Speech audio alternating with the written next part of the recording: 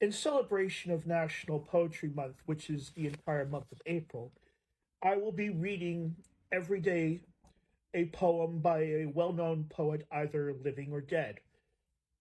And today I will be reading The Love Song of J. Alfred Prufrock by T.S. Eliot.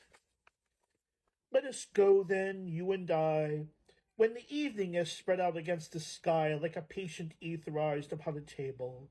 Let us go through certain half-deserted streets, the muttering retreats of restless nights in one-night cheap hotels and sawdust restaurants with oyster shells.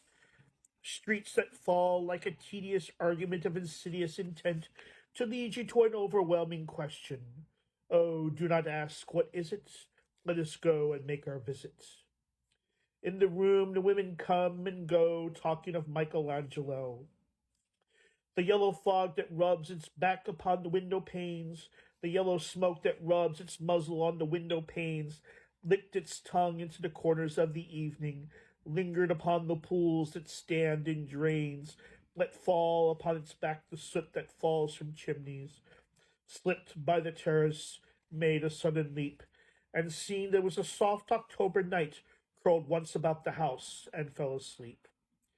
And indeed, there will be time for the yellow smoke that slides along the street, rubbing its back upon the window panes. There will be time to prepare a face to meet the faces that you meet. There will be time to murder and create, and time for all the works and days of hands that lift and drop a question on your plate. Time for you, and time for me, and time yet for 100 indecisions, and for 100 visions and revisions before the taking of a toast and tea.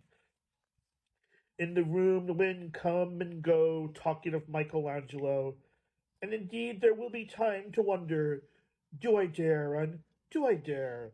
Time to turn back and descend the stairs with a bald spot in the middle of my hair. They will say, how his hair is growing thin. My morning coat, my collar mounting firmly to the chin, my necktie rich and modest but asserted by a simple pin. They will say, but how his arms and legs are thin. Do I dare disturb the universe? In a minute there is time for divisions and revisions which a minute will reverse. For I have known them all already, known them all, have known the evenings, mornings, afternoons. I have measured out my life with coffee spoons. I know the voices dying with a dying fall beneath the music from a farther room. So shall how shall so how should I presume? And I have known the eyes already, known them all.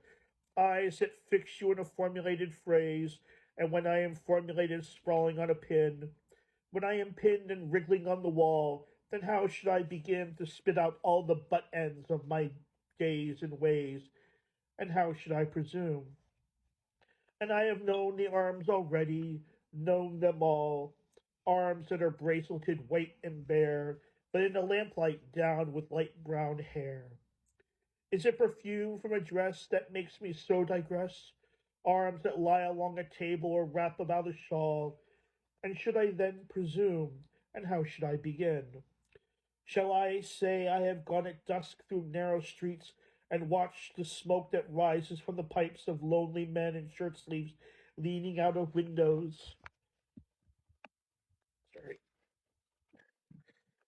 I should have been a pair of ragged claws scuttling across the floors of the silent seas, and the afternoon, the evening sleeps so peacefully, smoothed by long fingers, asleep, tired, or it malingers, stretched on the floor here beside you and me. Should I, after tea and cakes and ices, have the strength to force the moment to its crisis?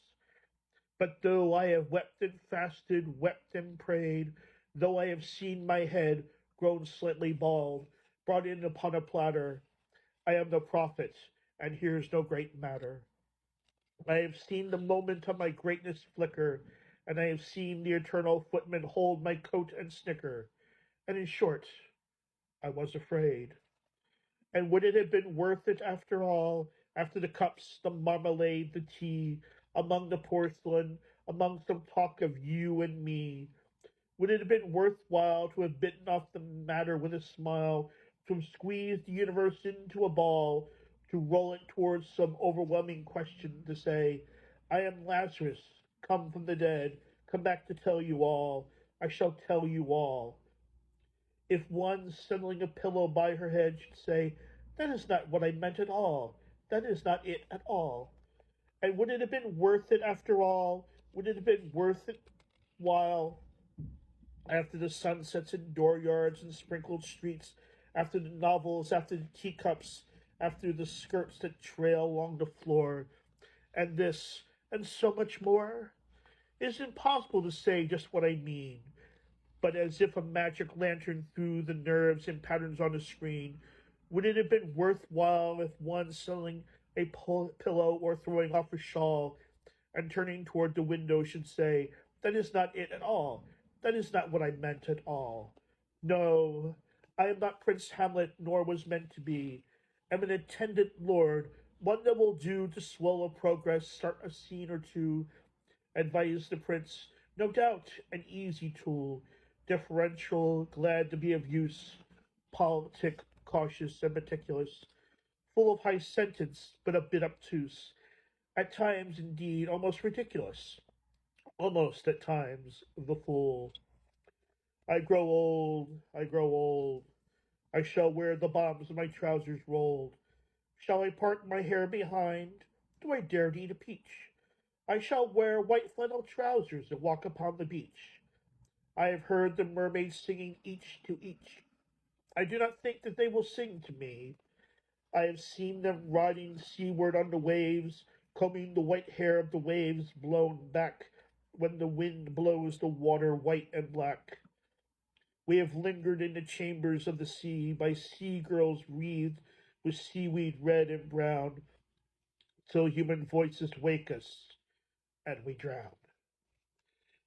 That was the love song of J. Alfred Prufrock by T.S. Eliot.